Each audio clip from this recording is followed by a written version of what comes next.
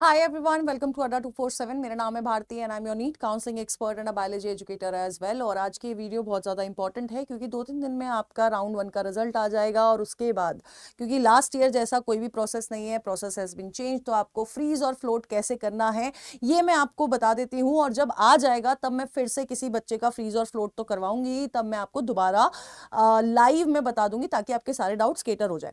But अभी के लिए आपको एक यूजर मैनुअल दी गई थी जिससे आप चेक कर सकते हैं कि आप किस तरह से फ्रीज एंड फ्लोट आपको करना है। तो आपका जैसे ही अलॉटमेंट रिजल्ट आता है, आपके यहां पर साइड में एक्टिविटी लिस्ट में यहां पर सीट अलॉटमेंट रिजल्ट पे आपको क्लिक करना है। जब आप वहां पर क्लिक करोगे तो आपको यहां पर 3-4 ऑप्शन दिख रहे हैं। आपको व्यू सीट अलॉटमेंट पे क्लिक करना है राउंड 1 के लिए।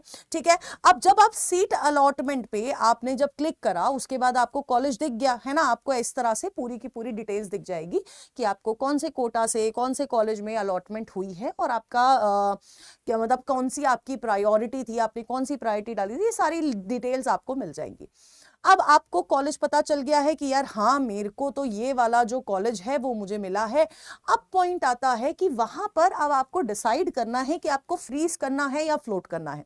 अगर आप फ्रीज कर रहे हैं बेटा जी, फ्रीज का मतलब है कि आपको अब ये है कि आपको उसी कॉलेज में रहना है, आप बिल्कुल सेटिस्फाइड हो उस सीट से और आप वहीं पर एडमिशन लेना चाहते हो, तो उस केस में आप फ्रीज करोगे ये बोल के कि अब आगे के राउंड में आपको पार्टिसिपेट नहीं करना है। ठीक है, और अगर आप फ्लोट करते हो यानी कि आपके पास अपग्रेड करने का ऑप्शन होगा। अब इंपॉर्टेंट देखो, आपको वहां पर सबसे पहले if a candidate selects willingness for upgradation, freeze, अगर आप फ्रीज पे क्लिक करते हो, I do not want to participate in next round of counselling, तो आपको वहां पर फिजिकली रिपोर्ट करना पड़ेगा। You have to visit the college physically, वहां पर जाके आपको ऑफलाइन डॉक्यूमेंट वेरिफिकेशन करना पड़ेगा। If the candidate fails to report at the allotted institute within the stipulated time frame, this seat will be cancelled। अगर आप उस दौरान नहीं पहुंचे तो उस सीट को कैंसिल कर दिया जाएगा। अगर आप बी ऑप्शन फ्लोट पे क्लिक करते हो तो आप पार्टिसिपेट करना चाहते हो नेक्स्ट राउंड में, यानी कि you want to upgrade for next round, है ना। और उस केस में आपको ऑनलाइन डॉक्यूमेंट वेरिफिकेशन ही करना है। ठीक है, तो इस तरह से आपके पास जैसे ही आप विलिंगनेस आपको विलिंगनेस फॉर अपग्रेडेशन पे आएगा, आपके पास फ्रीज और फ्लोट के ऑप्शन आएंगे। अब अगर आप फ्रीज कर देते हो तो आपको ऑफलाइन जाना पड़ेगा, अपना डॉक्यूमेंट वेरिफिकेशन करना पड़ेगा। ठीक है, तो आपको नोडल ऑफिसर का नंबर जहां पर आपको ऑफलाइन डॉक्यूमेंट वेरिफिकेशन के लिए जाना है और नेम आपको आ जाएगा, आपको सारी डिटेल्स आ जाएंगी, यहां पर आपको पहुंचना पड़ेगा फॉर ऑफलाइन डॉक्यूमेंट वेरिफिकेशन। अगर आप फ्रीज करते हो तो आपको सारी डॉक्यूमेंट्स आ जाएंगे, लेकिन अगर आप फ्लोट करते हो, है ना, in case you float the seat, अगर आप फ्लोट पे जा रहे हो, आप अपग्रेड करना चाह रहे हो, तब आपको इस तरह से पासवर्ड एंटर करना है। जैसे ही आप फ्लोट पे क्लिक करोगे आपको अपना पासवर्ड एंटर करना है। फिर आपको ये चूज करना है कि मोबाइल पे ओटीपी चाहिए या फिर ईमेल पे ओटीपी चाहिए। आप ओटीपी भेजेंगे और फिर आप ओटीपी यहां पर डाल के सबमिट विलिंगनेस पे क्लिक कर देंगे। ठीक है, अब जब आपने विलिंगनेस पे क्लिक कर दिया है तो आपको अब आप पार्टिसिपेट कर सकते हैं इन नेक्स्ट राउंड ऑफ काउंसलिंग। लेकिन वहां पर आपको ऑनलाइन डॉक्यूमेंट वेरिफिकेशन करने के लिए आपको पीडीएफ फॉर्मेट में डॉक्यूमेंट्स अपलोड करनी पड़ेंगी और डॉक्यूमेंट्स एक भी पासवर्ड प्रोटेक्टेड नहीं होनी चाहिए। सारे डॉक्यूमेंट्स का साइज 20 to 500 KB के बीच में होना चाहिए। ठीक है, तो आपको क्या क्या अपलोड करना है? नीट यूजी का admit card, rank card, date of birth certificate. ठीक है, आप डिजी लॉकर से फेच कर सकते हैं। 10th की मार्कशीट आप डिजी लॉकर से भी ले सकते हैं, 12th की मार्कशीट आप डिजी लॉकर से ले सकते हैं। ठीक है, और आपको साथ के साथ एक कैंसल्ड चेक की फोटो भी आपको इस तरह से अपलोड करनी पड़ेगी जो आप ऑलरेडी अपलोड कर चुके होंगे। ठीक है, और ये सारी चीजें आपको सारी चीजें क्या करनी है, अपलोड करनी है। और लास्ट में, है ना, आपको लास्ट में क्या करना है, आपको यहां पर अपलोड फाइनली एंड नेक्स्ट पे क्लिक करना है। जैसे ही आप ये कर देंगे, जैसे ही आप कर देंगे, वैसे ही आपका प्रोविजनल अलॉटमेंट लेटर आ जाएगा। प्रोविजनल अलॉटमेंट लेटर के बाद आप लोगों को मतलब वो पूरा ऑफर लेटर, आप ऑफर लेटर बोल रही, प्रोविजनल लेटर आपको इस तरह से दिखेगा। और अगर आप if the candidate has selected willingness, आप फ्रीज डालते हैं, आप डॉक्यूमेंट वेरिफिकेशन के लिए नहीं गए तो आप कैंसिल हो जाओगे। If the candidate selected upgradation as float, the candidate will participate in the next round of counselling. The candidate must contact the nodal officer जो कि आपको प्रोविजनल अलॉटमेंट लेटर में आएगा, एंड वहां से आपको खुद कॉल करके डॉक्यूमेंट वेरीफाई करनी है। आपको वहां पर जाना नहीं है, लेकिन आपको ऑनलाइन उनसे कनेक्ट करके आपको अपनी डॉक्यूमेंट वेरीफाई करवानी पड़ेगी, ठीक है।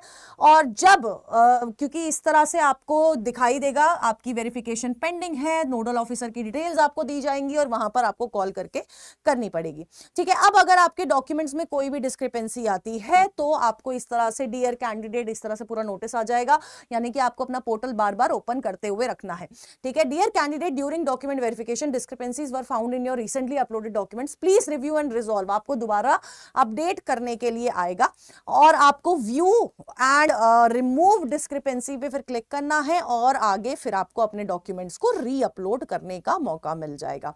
इस तरह से आपको अपना डॉक्यूमेंट्स री अपलोड करनी है। फॉर एग्जांपल कोई भी आपका ब्लर हो जाता है या फिर गलत हो जाता है तो आपको फाइनली सेव एंड नेक्स्ट पे आपको क्लिक करना है, ठीक है। अब जब आपने ये सारी चीजें कर ली है तब आप फाइनली अपना फ्रीज एंड फ्लोट कर पाओगे और उसके बाद फिर आपका विड्रॉल अगर आप करना चाहते हो, काउंसलिंग से खत्म करना चाहते हो, तो ये सारी चीजें भी आगे बताऊंगी, लेकिन अभी के लिए इतना जानना ज्यादा इंपॉर्टेंट है, ठीक है। इसके बाद अब मैं आपको बता देती हूँ आपके एमसीसी का राउंड 1 का जो रिजल्ट है, अगर आज मतलब आपकी चॉइस फिलिंग खत्म हो गई है, लॉकिंग हो गई है, तो आपका रिजल्ट जल्दी आ जाएगा।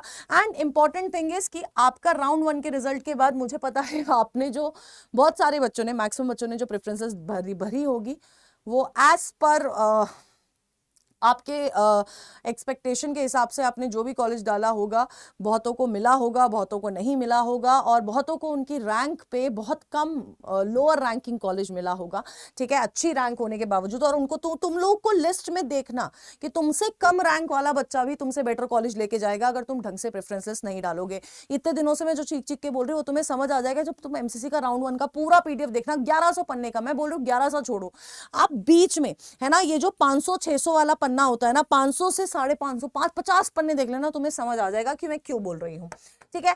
तो अगर आप राउंड 2 के लिए हमारे साथ कनेक्ट होना चाहते हैं, अभी बहुत सारे स्टेट्स की काउंसलिंग रहती है, राउंड 1 की ही उनके अभी चॉइस फिलिंग चल रही है क्योंकि एक्सटेंशन हो रहे हैं, तो उस केस में बेटा जी I just want to tell you कि हम लोगों ने, सिंस आपका राउंड 1 कंप्लीट हो गया है, तो हमने अपने सारे बैचेस पर, अगर आप ये कोड यूज करते हो ZBBS, चाहे आप प्रीमियम 2.0, ठीक है, चाहे आप अपना अल्टीमेट वाला बैच ले रहे हो जिसमें आपको 30 मिनट्स का टॉक टाइम भी मिलता है, या फिर आप हमारा 1 वाला बैच ले रहे हो, तीनों बैचेस में से कोई भी ले रहे हो, इसमें बहुत हम लोगों ने प्राइस ड्रॉप कर दिया है क्योंकि एक राउंड हो चुका है, मेजर जो चीजें होती हैं वो हो चुकी है। तो अब आपका मेरा वाला बैच जहां पर मैं आपको एज काउंसलर मिलूंगी, ये आपको कुछ 7600 के आसपास का मिल जाएगा। अल्टीमेट वाला बैच आपको बेसिकली कितने का मिल जाएगा, 44,999 के आसपास का मिल जाएगा, और 1 वाला बैच आपको 2200 के आसपास का मिल जाएगा।